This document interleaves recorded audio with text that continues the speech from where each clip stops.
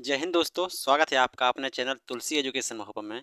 दोस्तों आशा करता हूँ आप सभी लोग बेहतरीन होंगे, आप सभी की पढ़ाई बिंदास चल रही होगी।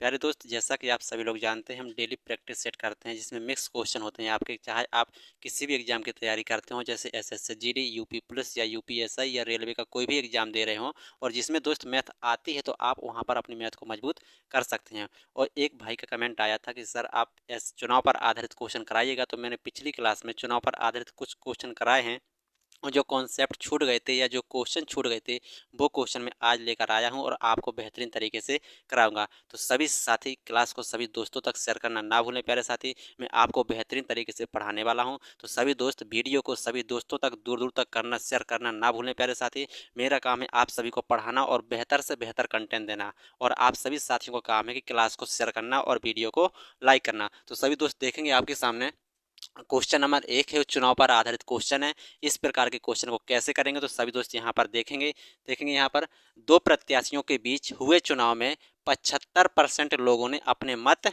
डाले, ठीक है, जिनमें से 2% मत अवैध घोषित कर दिए गए हैं।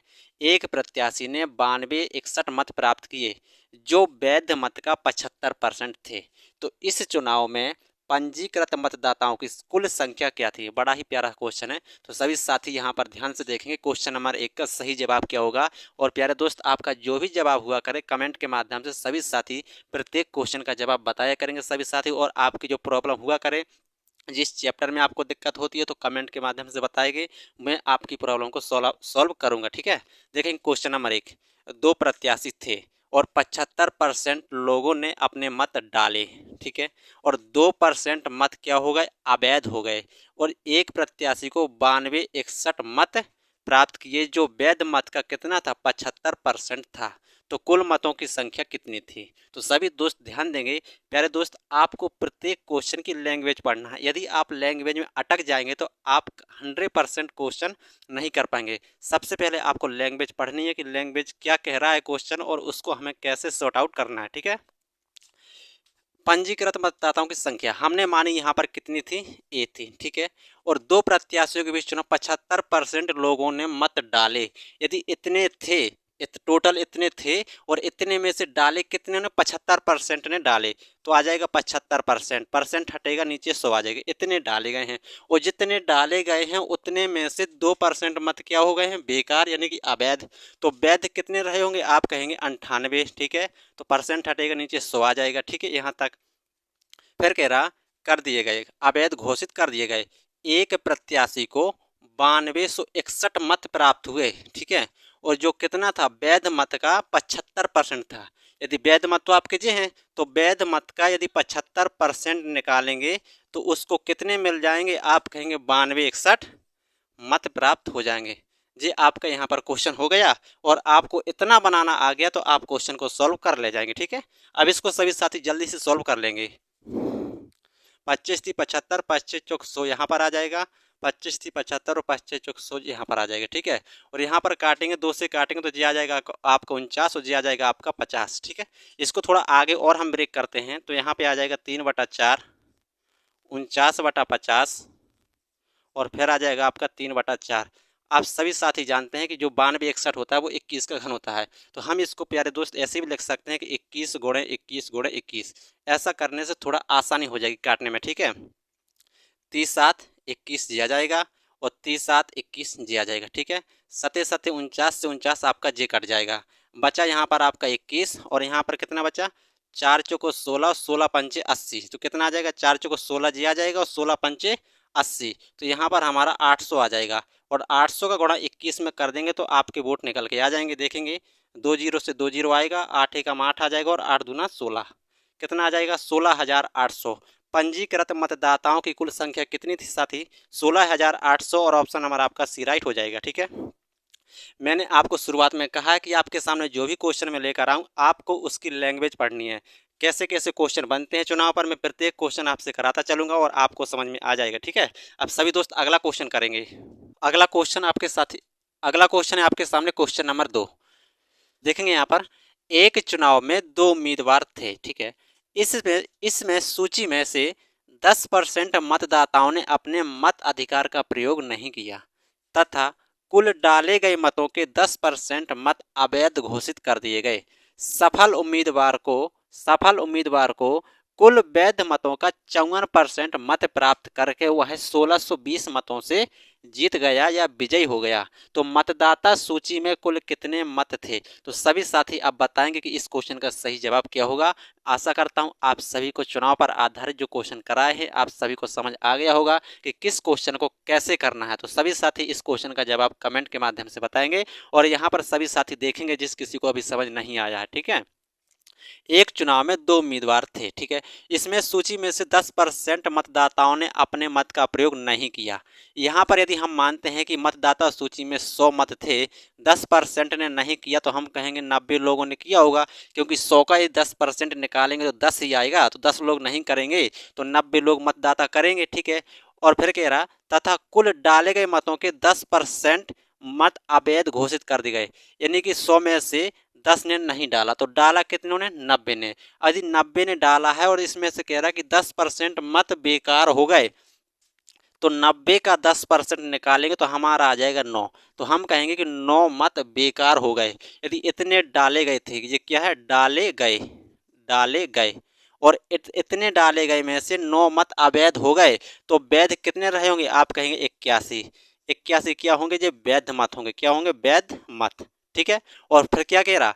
10% मत अवैध घोषित कर दिए गए, तो सफल उम्मीदवार को कुल वैध मत का 54% मिला है। वैध मत कितने थे? 81। तो वैध मत का 54%, यदि इसको इतना 54% मिला तो दूसरे को हम कहेंगे कितना मिला होगा? तो आप कहेंगे दूसरे को मिला होगा 46%, क्योंकि परसेंट तो आपका 100 का होता है, यहाँ पर परसेंट की बात कर रहा है। ठीक है, दूसरी बात यहाँ पर कह रहा है कि वैध मत का मिला है, ना कि कुल मतों का। यदि कुल मतों का मिलता तो वहाँ पर कॉन्सेप्ट अलग होता, लेकिन यहाँ पर बोल रहा है कि वैध मत का 54% मिला। और परसेंटेज यदि हमारा 100% होता है तो 100% में से 54% इसको मिला, तो दूसरे को कितने मिले होंगे? 46%। ठीक है, और इतना होने पर 1620 मतों से जीत गया। कितने वोटों से जीता? 54 में से 16 घटा देंगे, 14 में से 6 जाएगा, 8% वोटों से जीता। किसका 8%? 81 का 8%। तो यहाँ पर आ जाएगा आपका, देखना, 81 का 8% कितने वोटों से जीत गया? 1620 वोटों से जीत गए। इसको सॉल्व कर लेना है आपको। यहाँ पर देखेंगे 81 8/100 आ जाएगा और 1620 आ जाएगा। ठीक है, यदि देखना 81 दूना होता है 1620, 162। 81 दूना होता है 162, तो 20 बार में जे कट जाएगा और हम 4 से काटते हैं तो 4 दूना 8 आ जाएगा, 4 पंचे 20 आ जाएगा। 2 से काटेंगे यहाँ पर तो जे कटेगा आपका 50। तो यहाँ पर आ जाएगा 1 बराबर आ जाएगा 50 का गुणा 5 में होगा, 55 25 250 आ जाएगा। कितना आ जाएगा? 250। लेकिन हमें चाहिए क्या? मतदाता सूची में कुल मत कितने माने थे? 100। 1 बराबर 250, तो 100 बराबर कितना हो जाएगा? तो आप कहेंगे जी आ जाएगा आपका 25,000। कितना आ जाएगा? 25,000। और ऑप्शन नंबर आपका ए राइट होगा। प्यारे दोस्त, एक बार सभी साथी फिर से देखेंगे यहाँ पर। ठीक है, सूची में कुल कितने मत थे? हमने माना 100। 100 में से 10% ने नहीं डाला तो 90 लोगों ने मत डाले, और 90 लोगों ने मत डाले, उतने में से 10% बेकार हो गए। तो 90 का 10% निकाला, 9 आया। तो हम कहेंगे 9 मत बेकार हो गए। तो 90 में से 9 घटा देंगे तो 81 मत आपके वैध रहे होंगे, मतलब सही होंगे। ठीक है, अब इतने में से आपकी हार जीत हो रही है, तो एक कैंडिडेट को 81 का मतलब परसेंटेज की बात कर रहे हैं, तो यहाँ पर 54% यदि इसे मिला तो दूसरे को कितना मिला होगा? 46%। ठीक है, और 54% वाला 46% वाले से 8% से जीता है। और किसका 8%? आप कहेंगे 81 का 8%। तो 81 का 8% ये रहा। और कितने वोटों से जीता? आपने कहा 1620। तो यहाँ पर जी आपका 1620 के बराबर हो जाएगा। ठीक है, यहाँ पर हमने फिर काटा पीटी मचाई और आपका निकल के आया 2500। तो ऑप्शन नंबर आपका ए राइट हो जाएगा। प्यारे साथी, चुनाव पर जो क्वेश्चन था बड़ा ही प्यारा क्वेश्चन था आपके सामने, अच्छा क्वेश्चन था। ठीक है, इस क्वेश्चन को आप 1 से 2 बार ट्राई करेंगे तो आपको और अच्छे से समझ आ जाएगा और आप बहुत सारे क्वेश्चन को आप कर सकते हैं। ठीक है, अब अगला क्वेश्चन देखेंगे सभी दोस्त। चलिए दोस्त, अगला क्वेश्चन आपके सामने, क्वेश्चन नंबर 3। एक बड़ा ही प्यारा क्वेश्चन है, तो सभी साथी इस क्वेश्चन का जवाब बताएंगे कि क्या होगा। आपके सामने क्वेश्चन नंबर 3 है, दो संख्याएं 1:5 के अनुपात में हैं। ठीक है, तथा इनका जो गुणनफल है वो आपका 320 है। तो इन संख्याओं का योग कितना होगा? एक अच्छा क्वेश्चन है सभी साथी। प्यारे दोस्त, आप सभी को क्लास को शेयर करना है प्यारे साथी। जितने ज़्यादा आप शेयर करेंगे उतने में आपके सामने अच्छे अच्छे क्वेश्चन लेकर आऊँगा और मेहनत से पढ़ाऊँगा आपको, ठीक है। आपका काम है प्यारे दोस्त क्लास को दूर दूर तक शेयर करना है। आप सभी को अपने अपने स्टेटस में लगाना है क्लास को, ठीक है। दो संख्या यहाँ पर आपकी 1:5 के अनुपात में है और आपसे पूछा है कि इसका योग कितना होगा। तो आप दोस्त सोचिए थोड़ा, 1:5 यानी हम कहेंगे उनका योग कितना होगा? 6। और जो आपका योग होगा वो 6 का मल्टीपल होगा। तो 40 6 से नहीं कटता, 42 कटता है, 44 नहीं कटता, यानी कि आपकी अब दो संख्या बची है। तो हमने दो संख्या तो वैसे ही काट दी है, अब आपको थोड़ा सॉल्व करना पड़ेगा, ठीक है। और कह रहा है इनका गुणनफल कितना है? 320 है। तो यहाँ पर हम एक्स के फॉर्म में संख्या मान लेंगे कि ये हमारा एक्स होगा और ये हमारा 5x हो जाएगा। और जब इन दोनों का गुणा करा देंगे तो हमारा आ जाएगा 5x²। 5x² किसके बराबर हो जाएगा? 320 के। तो यहाँ पर काट लेंगे प्यारे दोस्त, कितना आ जाएगा? 5 एकम 5 आ जाएगा और ये आ जाएगा 5 छक 30 आ जाएगा और 5 चौक 20 आ जाएगा। तो x बराबर निकल के आया आपका 8। कितना निकल के आया? 8, ठीक है। x बराबर 8 निकल के आएगा, वो 5 1 6 x संख्या हो जाएंगी। तो x बराबर 8 निकला तो x के स्थान में 8 रखेंगे तो कितना आ जाएगा? 6 गुणा 8 आ जाएगा आपका 48। तो और ऑप्शन नंबर आपका डी राइट हो जाएगा। कभी कभी आप अपना दिमाग भी चलाएंगे कि वो संख्या किससे मल्टीपल है, किसके गुणांक में है। कभी कभी बिना किए ही बहुत कुछ हो जाता है, ठीक है। अब सभी दोस्त अगला क्वेश्चन देखेंगे। चलिए दोस्त, अगला क्वेश्चन आपके सामने, क्वेश्चन नंबर 4। एक और बड़ा प्यारा क्वेश्चन है, सभी साथी इस क्वेश्चन को देखेंगे, ठीक है। चाय के मूल्य में 10% की कमी होने के कारण, चाय के मूल्य में 10% की कमी होने के कारण एक व्यापारी 25 कितना है 22,500 रुपए में 25 किलोग्राम चाय अधिक खरीद सकता है। तो चाय का मूल्य प्रति किलोग्राम कितना है, वर्तमान में कितना है? प्यारे दोस्त, एक बड़ा ही प्यारा क्वेश्चन है। तो इस क्वेश्चन को कैसे करते हैं सभी साथी यहाँ पर ध्यान से देखेंगे। जब 10% की कमी हुई तो व्यापारी कितनी चाय अधिक खरीद रहा है? आप कहेंगे 25 किलोग्राम। तो जब 10% की कमी हुई तो चाय अधिक खरीद रहा है 25 किलोग्राम, ठीक है। तो 1% बराबर आ जाएगा 25/10। तो 100% का यहाँ गुणा करा देंगे हम, ठीक है। तो कितना आ जाएगा? आप कहेंगे आ जाएगा हमारा कितना? 250। कितना आ जाएगा? 250। मतलब जब 25 किलोग्राम चीनी अधिक खरीद रहा है और वर्तमान में कितनी चीनी खरीद वो चाय खरीद रहा है, तो यहाँ पर कहेंगे आप 250, 250 किलोग्राम चाय खरीद रहा है। और 250 किलोग्राम चाय कितने की खरीद रहा है? आप कहेंगे कितने की? 22,500 रुपए की खरीद रहा है। 22,500 रुपए की खरीद रहा है। तो 1 किलोग्राम कितने की होगी? आपसे यही पूछा है, प्रति किलोग्राम। तो यहाँ पर देखेंगे 250 किलोग्राम चाय खरीदी उसने कितने में? 22,500 में, ठीक है। तो 1 किलोग्राम की वैल्यू बताना है आपको, कितना आ जाएगा? 22,500 वटे में आ जाएगा 2500, 250, ठीक है। 0 से 0 कट जाएगा, ठीक है। और 25 से काटेंगे तो 25 अट्ठे होता है 200 और 25 नम्मा होता है आपका 225। तो यहाँ पर आ जाएगा 90। कितना आ जाएगा? 90। और आपसे यही पूछा है कि चाय का प्रति किलोग्राम मूल्य कितना होगा? जब उसने 250 किलोग्राम चाय खरीदी 22,500 में, तो 1 किलोग्राम कितने की होगी? 90 रुपए की होगी। और ऑप्शन नंबर आपका सी राइट हो जाएगा। आपके सामने बहुत बार ऐसे क्वेश्चन पूछे जाते हैं, तो आपको सीखना है दोस्त कि ऐसे क्वेश्चन को कैसे करते हैं। यदि आप सीख जाएंगे तो आप इसको ऐसा नहीं करेंगे, मैं आपको सिखाने के लिए ऐसा कर रहा हूँ, ठीक, ताकि आप सीख सकें। आप जब प्रैक्टिस में आ जाएंगे तो आप डायरेक्ट करेंगे। यहाँ पर कितना बढ़ा? 25। कितने में से? 10 में 100 में से कितना आ जाएगा? जल्दी जल्दी आप रेशियो निकालेंगे और आपसे जो पूछा है और उसमें टिक करके आप आगे बढ़ेंगे, ठीक है। अब सभी दोस्त अगला क्वेश्चन देखेंगे, क्वेश्चन नंबर 5।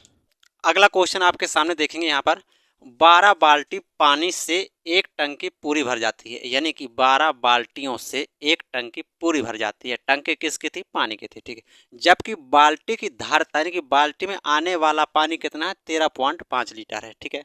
तो 9 लीटर धारता वाली कितनी बाल्टियों की आवश्यकता होगी?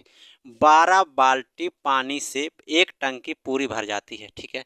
जबकि बाल्टी की धारता कितनी? एक बाल्टी की धारता है 13.9 लीटर।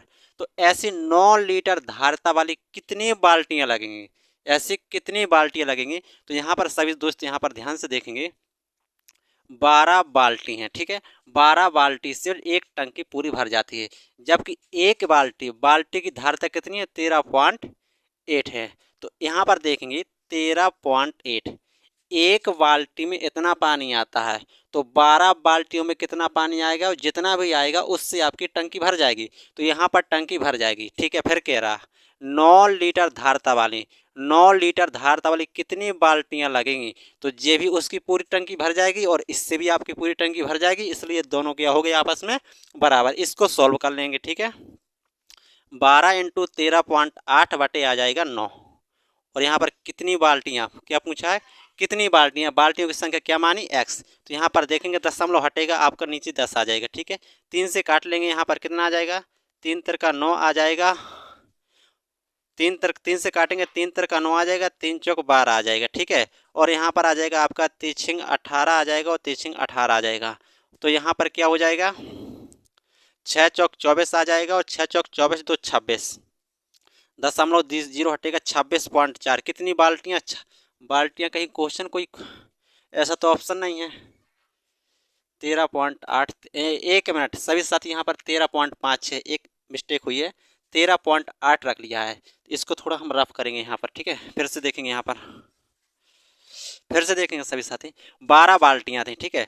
12 बाल्टी और एक बाल्टी की धारता थी 13.5, जबकि हमने उस बार 13.8 कर लिया था, ठीक है। अब इतना हमें भरना है, इतना भरना है। तो 9 धारता वाली कितनी बाल्टी लगेगी, हमने कहा x बाल्टी लगेंगी। तो इसको आपको सॉल्व करना है, ठीक है। 12 गुणे 13.5, पॉइंट हटा नीचे 10 आया और नीचे आपका यहाँ पर 9 आया, बटा बराबर में कितना आ गया, x आ गया। 5 से काटा, 5 दूना 10 आ जाएगा और 5 से काटेंगे आपका आ जाएगा 5 दूना 10 आ जाएगा और बचेगा 3, 5 7 35 आ जाएगी, ठीक है। 9 से काटेंगे आ जाएगा 9 तिया 27 आ जाएगा। 2 से काटेंगे आपका यहाँ पर 6 आ जाएगा और 6 गुणा 3 कितना आ जाएगा, आप कहेंगे 18।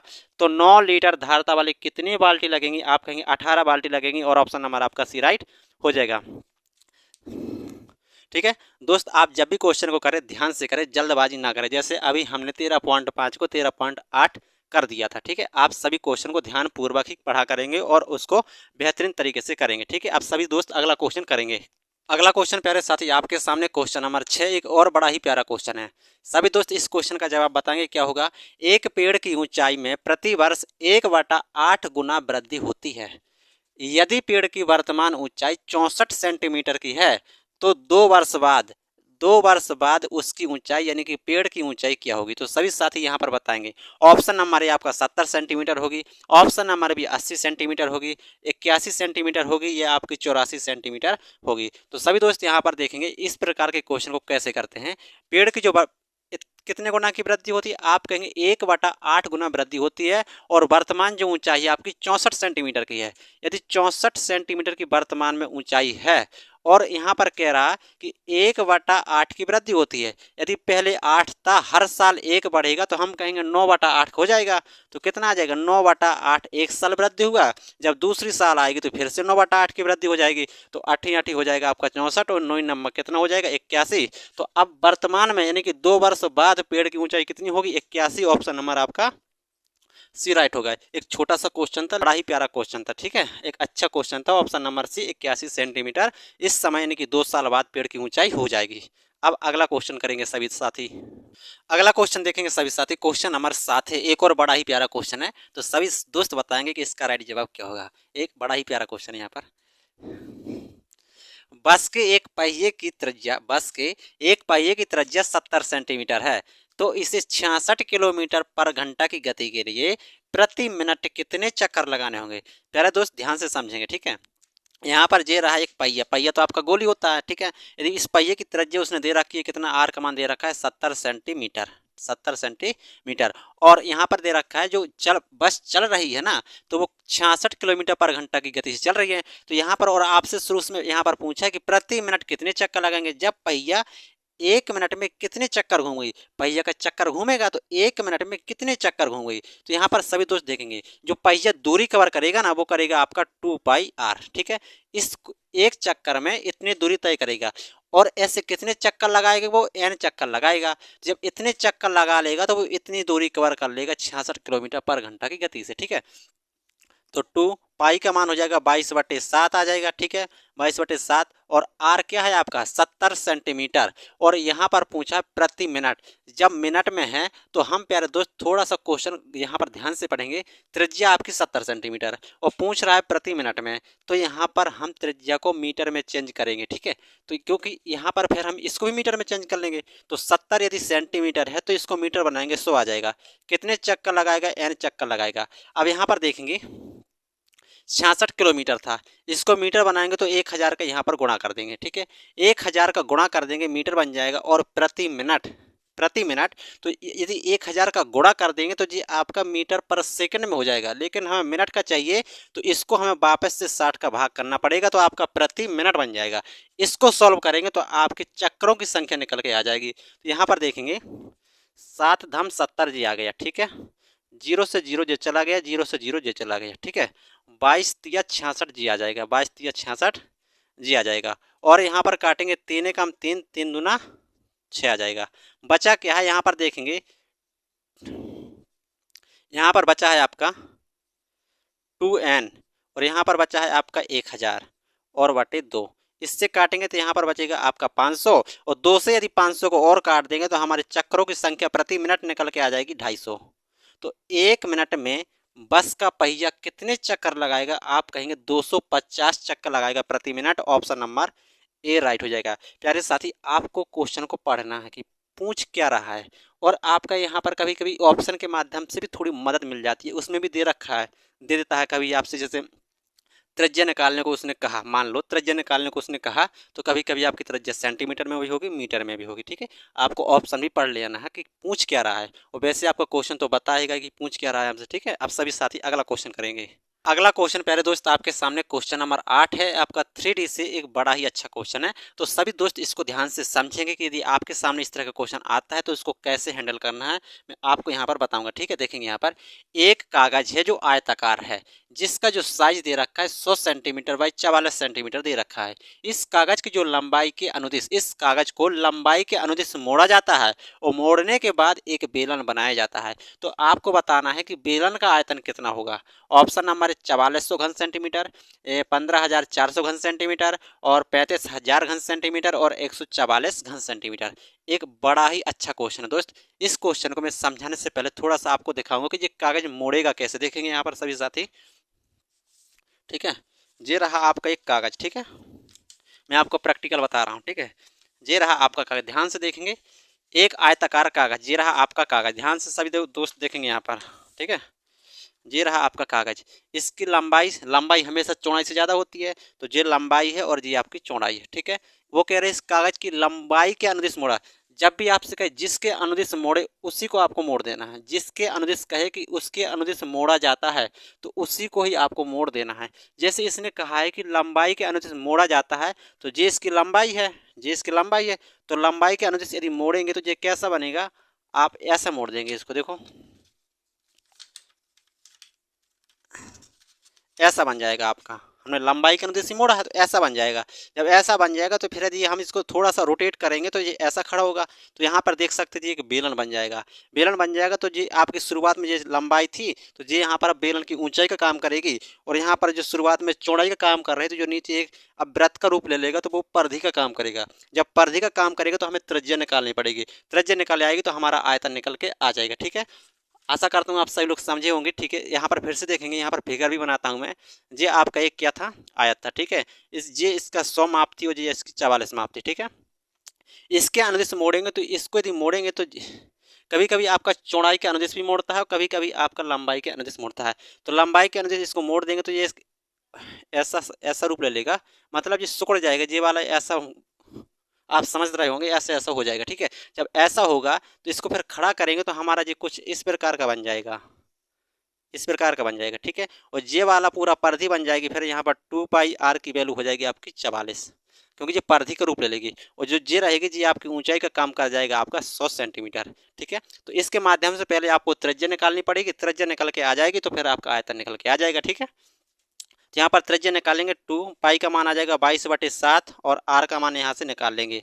44 कम 44, 44 कम 44, तो r का मान निकल के आया आपका यहाँ पर 7, ठीक है। और ऊंचाई आपकी दे रखी है 100 सेंटीमीटर। तो बेलन का आयतन होता है πr²h।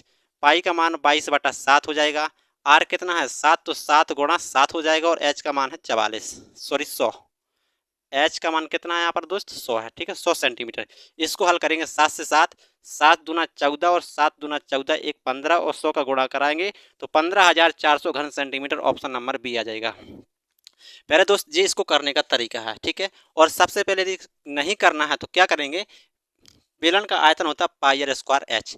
पाई आता है, पाई का मान 22/7 होता है, और जो 22 होता है वो 11 का मल्टीपल होता है, तो हम कहेंगे जो भी ऑप्शन होगा वो 11 का मल्टीपल होगा। तो 44 तो आपका 11 का है, हो सकता है। जे भी है, जे भी हो जाएगा। 35 नहीं है ना 144, तो आपके ये दोनों ऑप्शन आपके कट जाते हैं। आपको फिर करना पड़ता है ऐसा ही, तो इसलिए मैंने पहले बता दिया, फिर आपको बाद में ऐसा भी बता दिया कि ऐसा भी हो सकता है। ठीक है, आशा करता हूँ आपको यहाँ पर समझ में आ गया होगा, कोई दिक्कत नहीं हुई होगी। ठीक है, अब सभी दोस्त अगला क्वेश्चन करेंगे। अगला क्वेश्चन दोस्त, क्वेश्चन नंबर 9, एक और बड़ा ही प्यारा क्वेश्चन है।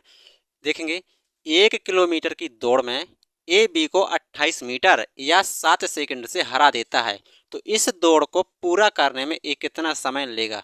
दोस्त आपका ये रेस वाला क्वेश्चन है, और ये ट्रेंड में चलता हुआ क्वेश्चन है। एसएससी जीडी और यूपी प्रेस में हर शिफ्ट में पूछे जाने वाला क्वेश्चन है।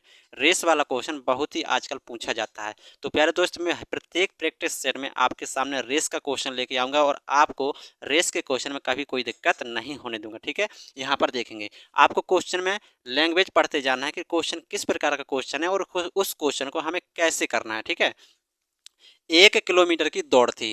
1 किलोमीटर की दौड़ में जो ए है वो बी को 28 मीटर या कहें हम 7 सेकंड से हरा देता है।